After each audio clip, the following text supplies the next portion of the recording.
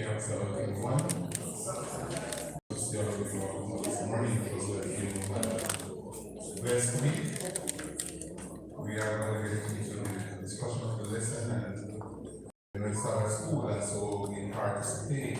It's not going to be a lecture, it's going to be a participatory activity that you share your thoughts on the lesson with all of us so we can gain the necessary insights. Memorials of grace. Memorials of grace. Now, to comprehend the lesson, it's important if you approach it from the point of view of dissecting the topic for discussion, it gives you a better understanding of what we will study or what we will study this week. And so, if you reflect in your mind as to what grace is, and one of the standardized definition is that it is unmerited favor.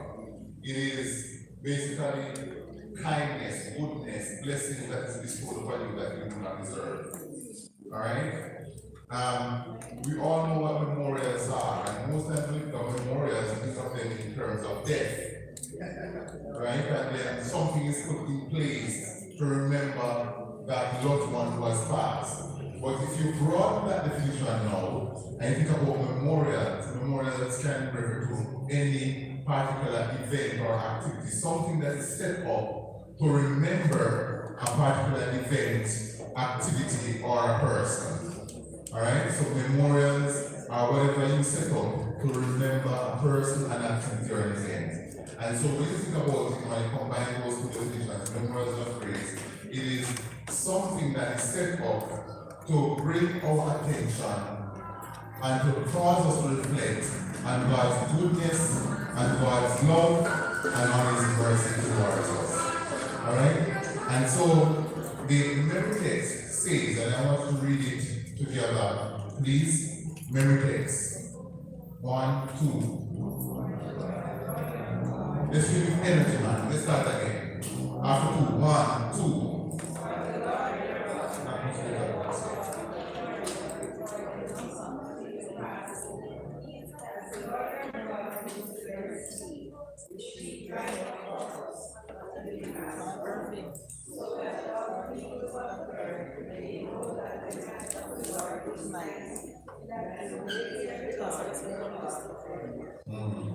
All right.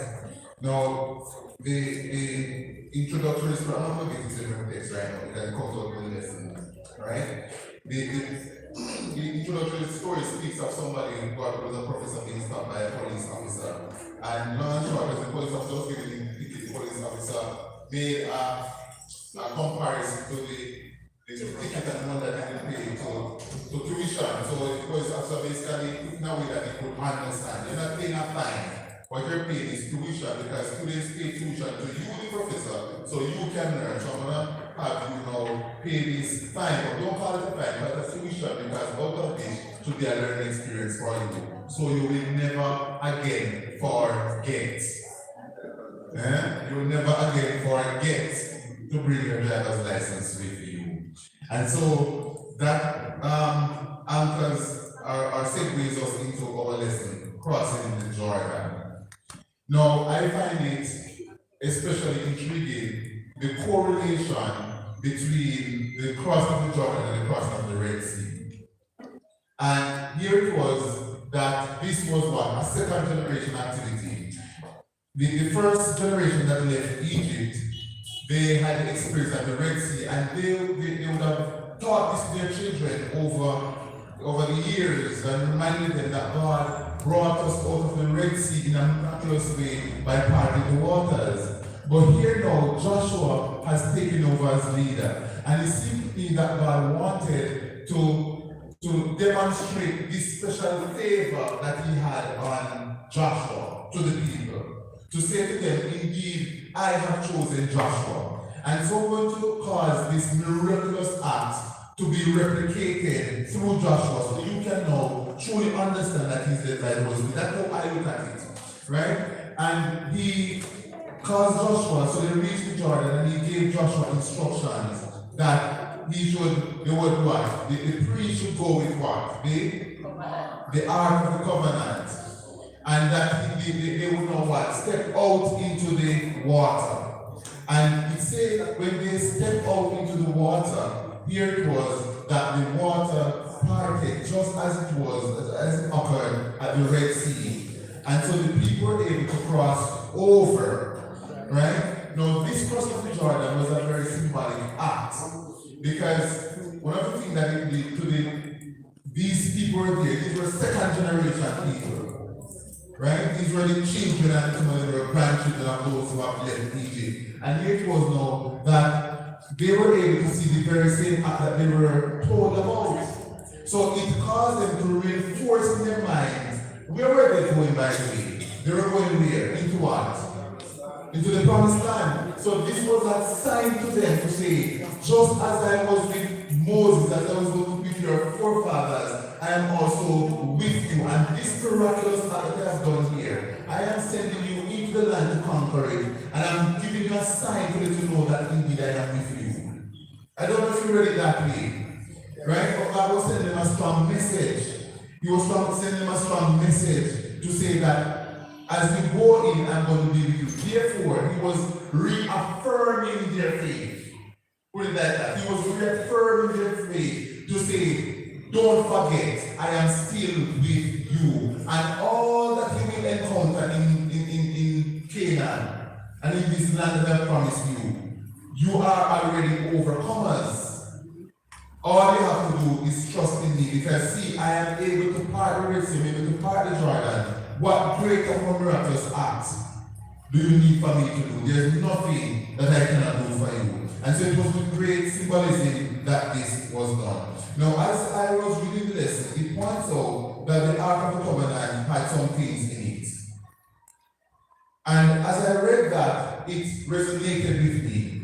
He said that it had the 10 Commandments. The 10 Commandments would have been what? God's guide, God's directions to his people. It contains his instructions to them, right? Guidelines for better living. It contains a jar of manna. Manna was God's what? Provision in the wilderness experience. And it contains what again? Aaron's rod. The rod proved to be like what? Protection.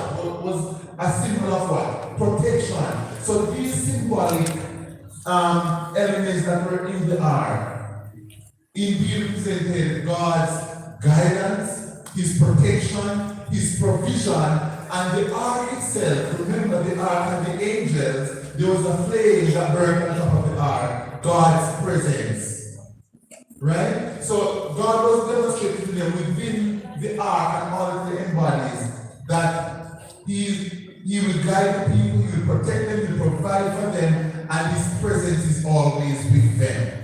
And so when the ark went before, the people were always assured that, listen, we are covered on all sides.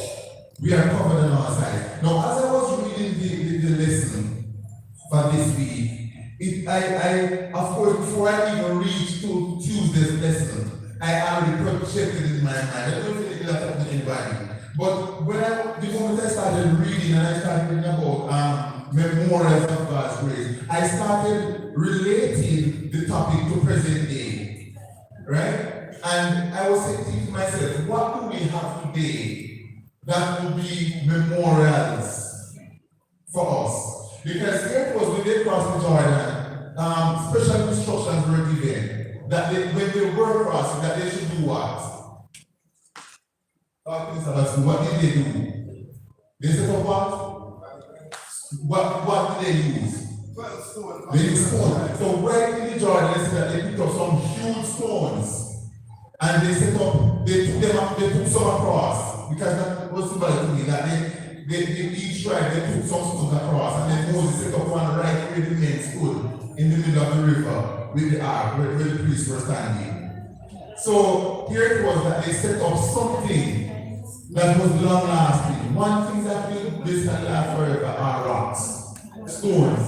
They will basically last forever. And so that's probably one of the reasons why God said, carve the laws and tablets of stones. Durability is there, long lasting. And so Moses, he instructed the what we could call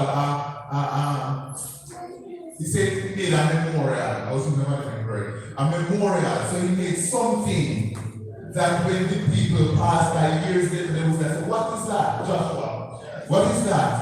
And here now, he's seeing that. What is that?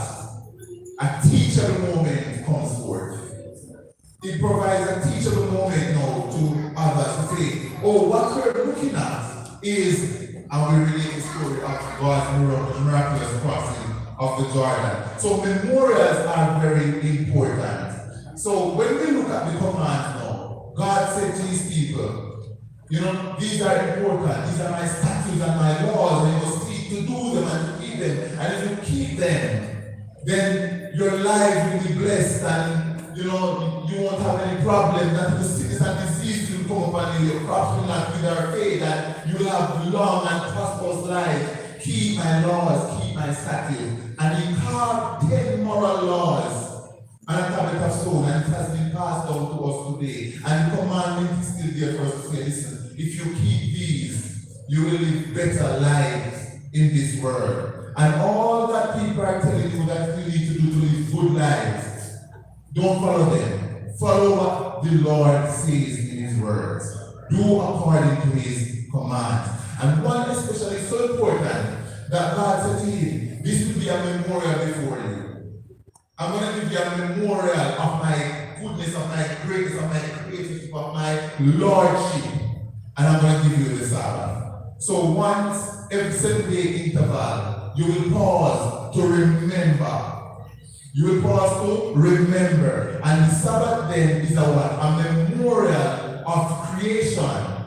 But when you think about creation, it's not just the act of creation, but it is the creator, the one who did the creating. When we come on a Sabbath day, our thoughts reflect upon him, right? And we see God in a more wholesome manner in that way, without distraction. That's the whole point.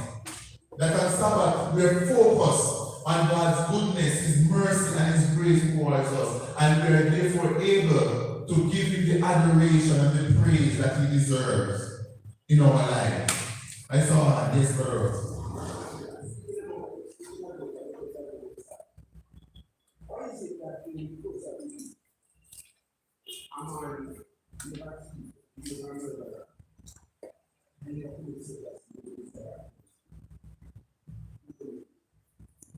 Explain that I'm not understanding.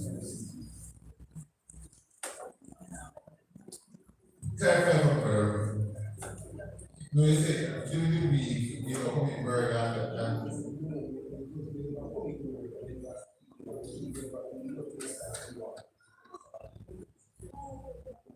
you're talking about if you break one week with your phone.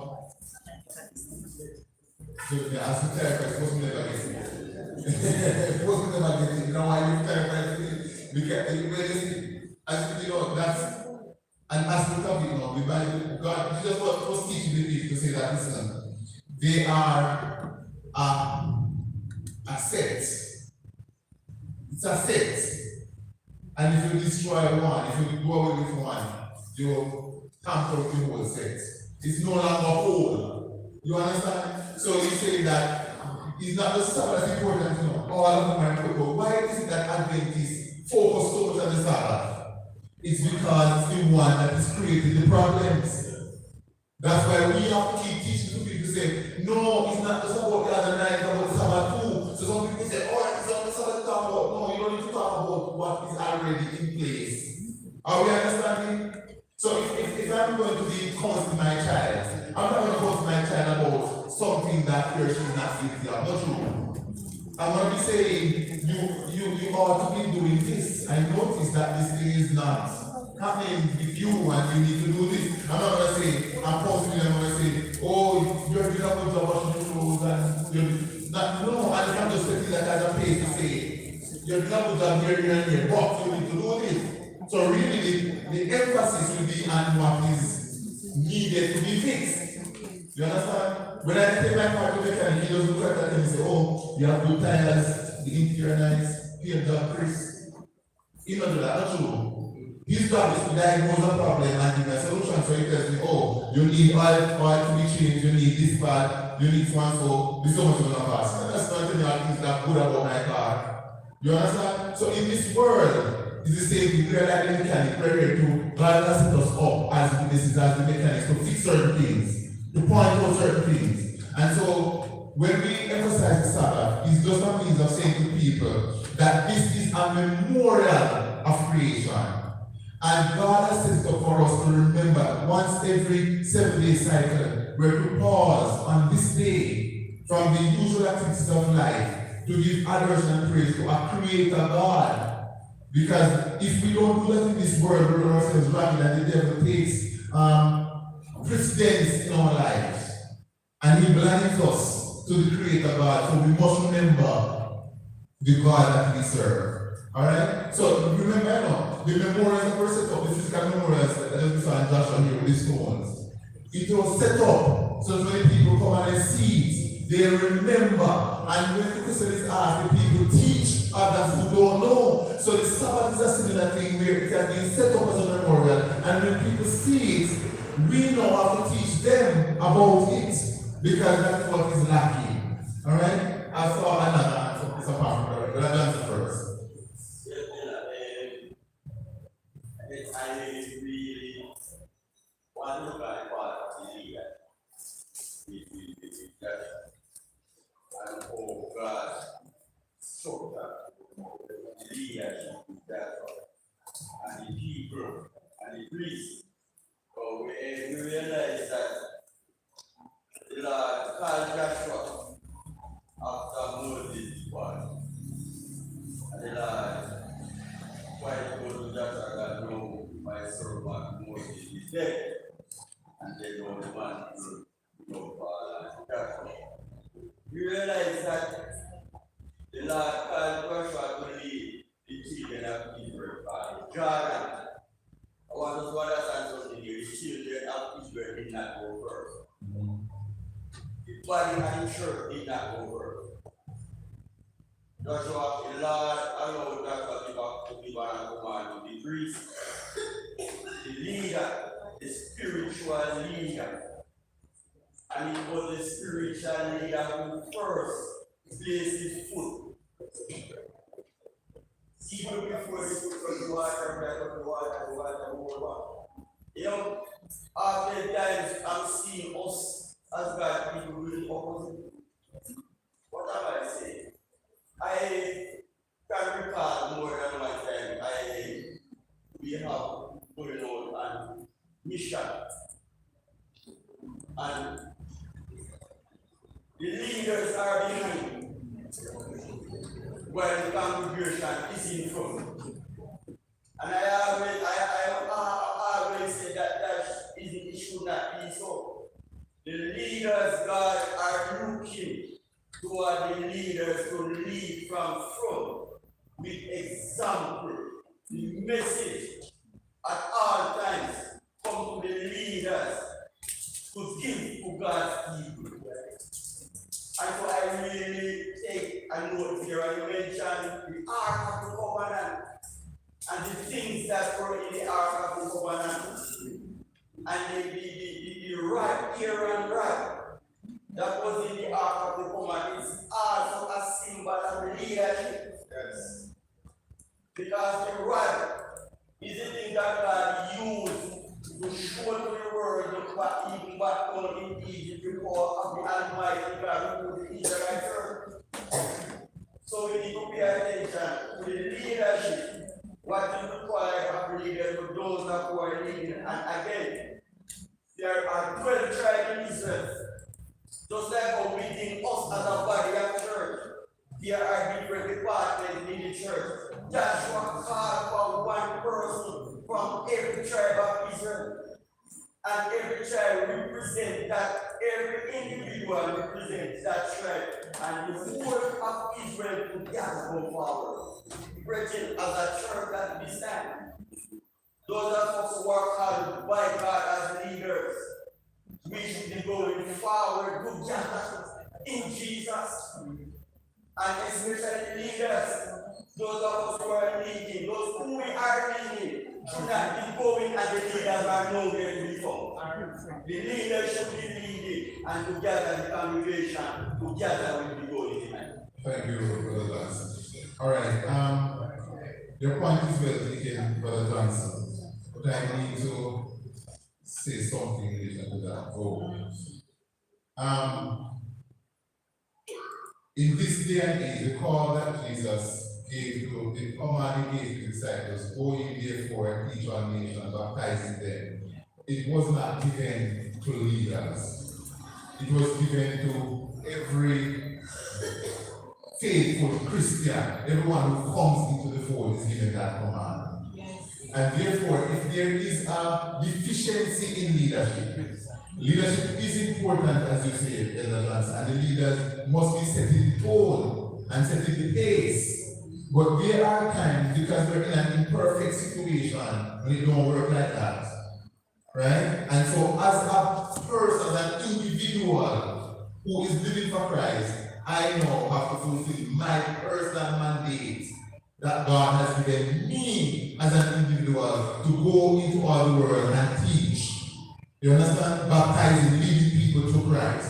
So that must not come from my witness and my ministry as an individual if the leadership is weak.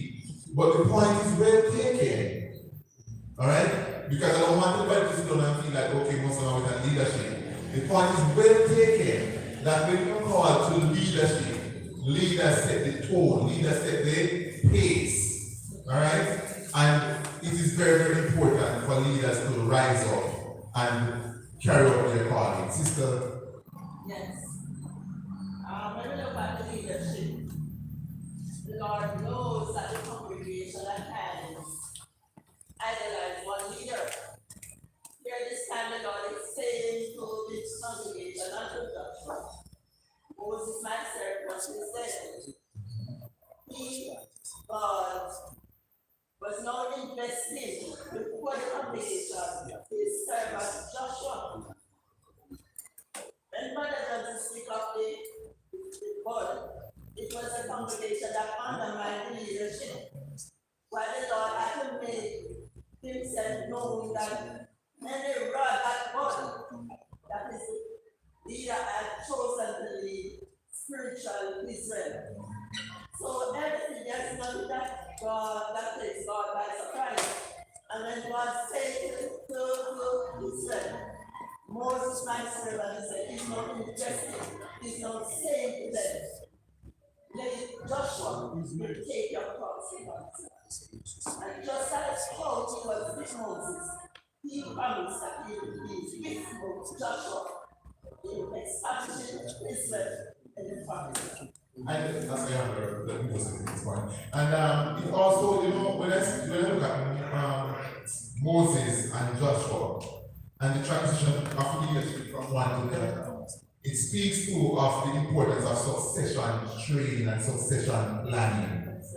So every organization must have persons who are being trained to take over the various departments. Right? Must. And on that note, I must say to our Sabbath school that we need to know look carefully every year when we are preparing the classes. Because I'm realizing that over the years, too many of our young people who are of a certain age remain getting breastfeeding when they should be eating dumpling and yam. So they want to stay in the junior class till they are 18. They are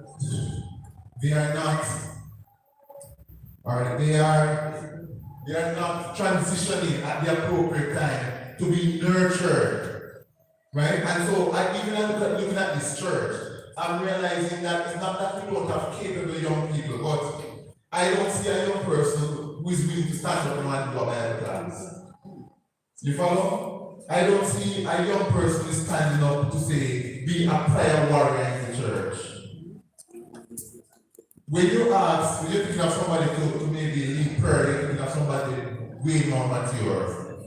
When you think of somebody to go Bible study, you think of somebody way more mature.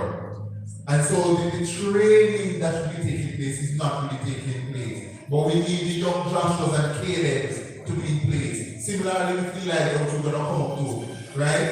You find that you have Elijah and Elijah took over. There is that trait, that plan that case, please. All right, brother.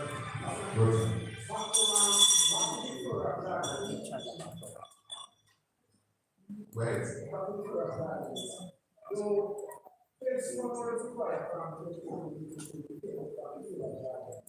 Why is it that we have a school and a school? Why would it be a school from the side of that? Why can't we take it from the floor? Tell me why. Because this is coming. Tell me why. No one ever thought of it. Tell me why. Don't just ask me what it is like that. Give me some information.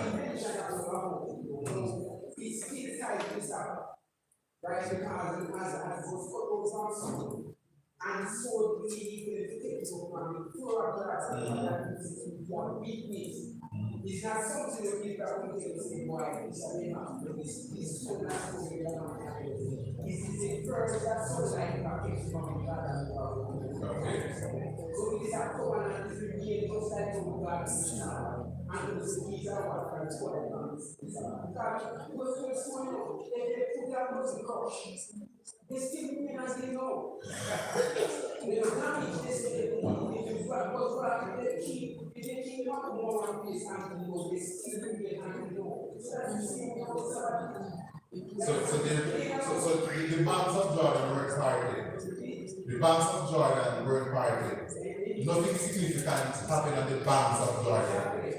The wonder that happened, the marvelous that happened in Jordan. So we're taking something from in the Jordan to as a memorial of that occasion. And similar to what we see now, the Sabbath, you can't take the school from the bank of Jordan because God was from the bank from Jordan. God said the 7-day Sabbath, you never see any other day Sabbath. So it's significant that you follow the commandment specifically as how it is given. Elder, give it. I'm listening already. But again, my point is this about let's talk about,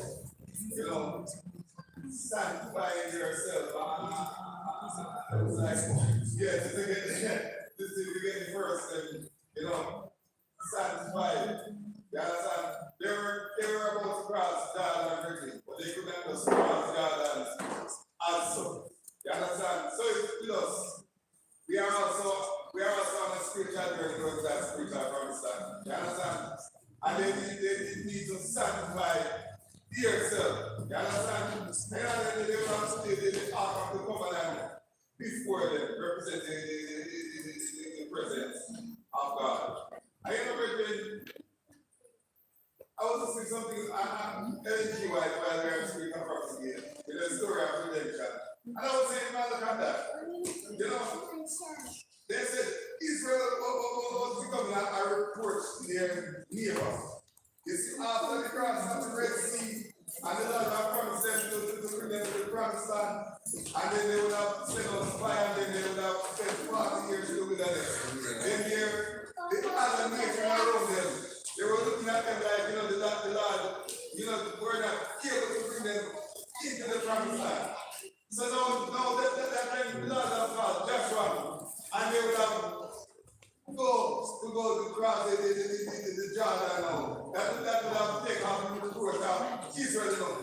So the other nation would have started to know that God is truly with Israel. You understand? And God is with Joshua just as it would have been with Moses. So it was something to prove that God is with Israel and the other nation around. And something to prove to the children of Israel that God is with his leader. I know something else come out, while they entered over the Jordan, the man would have died up that they would have received the wilderness. Because they don't know need of the man again. But they can listen in the jar, you understand? So that was for sure. You understand? Because a memorial. You understand? And I was looking at that. And the next time I get from it was like this. Some person that crossed the Jordan would have crossed the Red Sea. Right. There's been a second experience. But they understand me. So while they're traveling with God, they must have our own experience. And as Brother Johnson and the leaders, when it comes to the church, we know we have personal with witness that was gonna go by yourself. But then you have a time when it's corporate, when the whole church and expected leaders that know, they stand up and lead from front. I think that's what I'm saying. Yeah, understand. Let us stand for ourselves. Let us start off to pass our prayer. I spend much time in secret with God to prayer and study the word and study also the prophet that is one. And to wrap up my last point, let us be wary of forgetfulness. You know, the memories were set up because, as I say, when other generations, future to come, will say to you, what are those? You cause turn their mind and say, these are set up because this important event has happened. So it is important for us to remember and not to forget. Generally, it says we perceive forgetfulness as a normal human trait. We all forget something from time to time. However, forgetfulness in the spiritual sense can lead to serious consequences. Even today, if we want to maintain our identity as a people with a peculiar calling and mission, we will have to create occasions, and this is very important. We have to create occasions for refreshing both our individual and corporate spiritual memory in order to keep in focus where we are coming from, who we are, and what we are here for. And so, in other words, our history as a people is important to be taught in the church on a continuous basis, so that our young people can know that indeed this is just not another congregation of people, another church, but we are God's last day church, God's last day people. And it's not just the Sabbath that makes us so, but also having the spirit of prophecy. God has planted us here at this time to point the word, to say, come out of her. Come out of her, the word. Be ye not partakers of her iniquity. And we are here to point people to Christ. Have a wonderful Sabbath. Thank you for your participation.